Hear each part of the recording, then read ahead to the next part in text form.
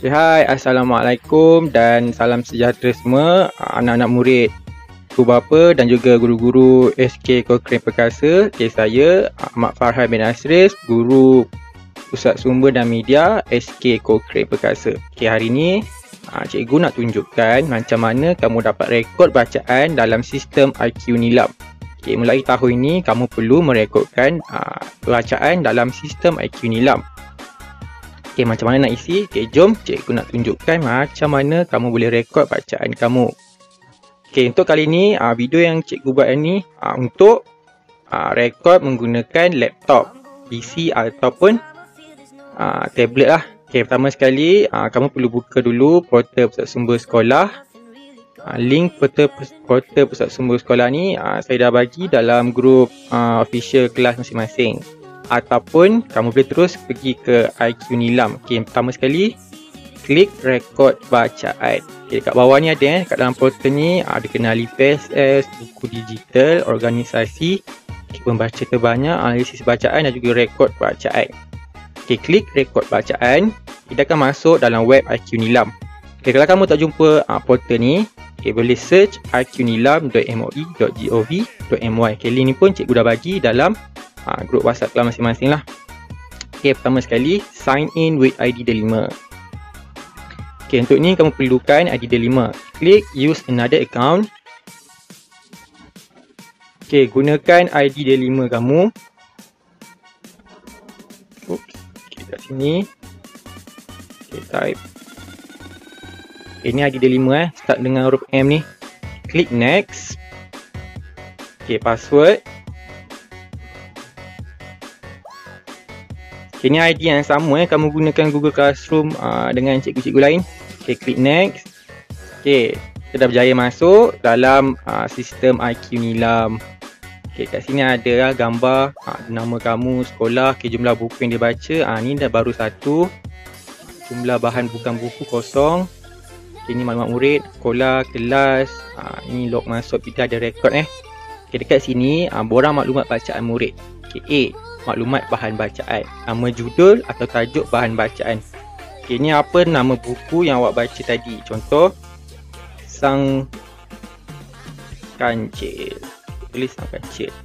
Okay, pilihan bahasa. Bahasa apa kamu buku yang dibaca tadi? Okay, bahasa Melayu, klik bahasa Melayu. Kalau bahasa Inggeris, klik bahasa Inggeris. Kalau bahasa Tamil, Cina, Perancis ke apa-apa, klik lain-lain.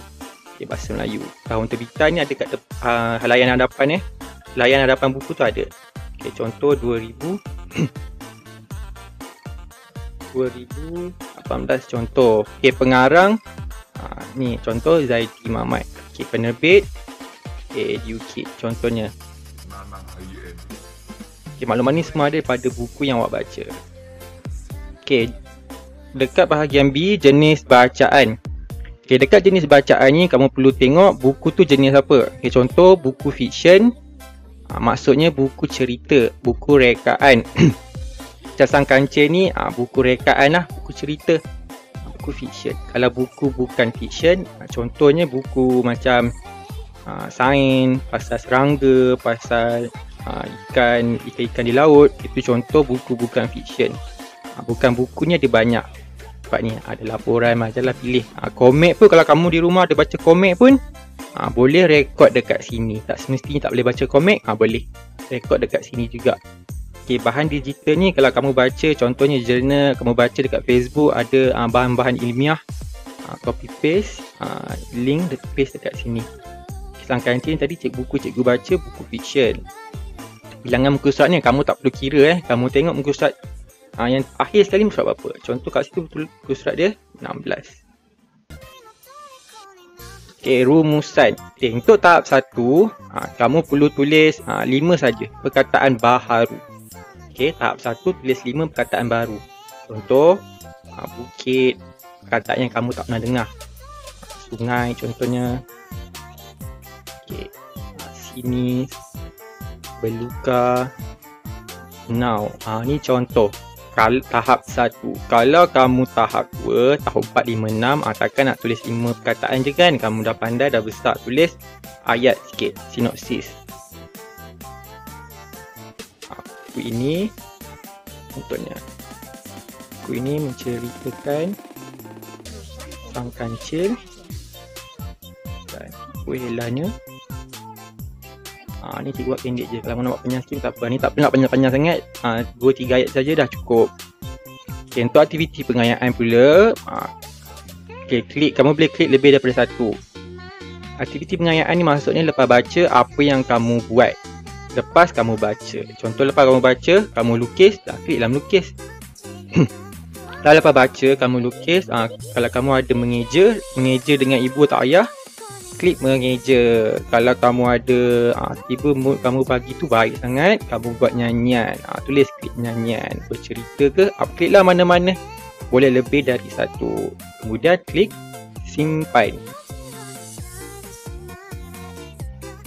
Okay, tahniah, bacaan anda telah direkodkan ke dalam sistem IQ Nilam. Klik OK.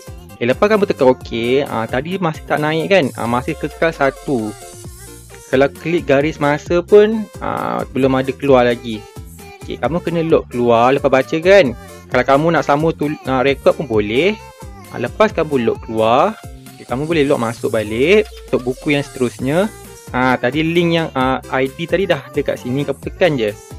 Okay, dah masuk balik dalam ID MOEDL tadi dalam profil murid ni. Okay, jadi sekarang kamu kalau kamu dapat lihat jumlah buku dah bertambah. Jumlah bacaan keseluruhan pun dah bertambah. Okay, kamu boleh rekod lagi untuk buku yang seterusnya. Okay, itu saja daripada cikgu hari ni. Nantikan video seterusnya daripada cikgu. Cikgu akan terangkan apa-apa itu buku fiksyen, apa itu buku bukan fiksyen untuk video yang seterusnya. Itu saja daripada cikgu. Cikgu harap kamu dapat rekodkan bacaan Nilam ni di rumah. Isi masa terluang dengan membaca. Okay, tahap 2 terutamanya tahun 6. Okay, cikgu harap kamu dapat rekod dengan banyak-banyak lah. Sepanjang cuti ni contohnya Sabtu Ahad ke, waktu lapang di rumah tak boleh keluar kan. Okay, isi penting lah yang ni sebab nanti kamu nak masuk MRSM contohnya, ni ada pengisian markah PAJSK. Okay, itu pun nanti cikgu akan terangkan dalam video yang akan datang. Okay, itu saja. Sekian saja daripada cikgu. Sekian. Assalamualaikum dan salam sejahtera. Okay, bye.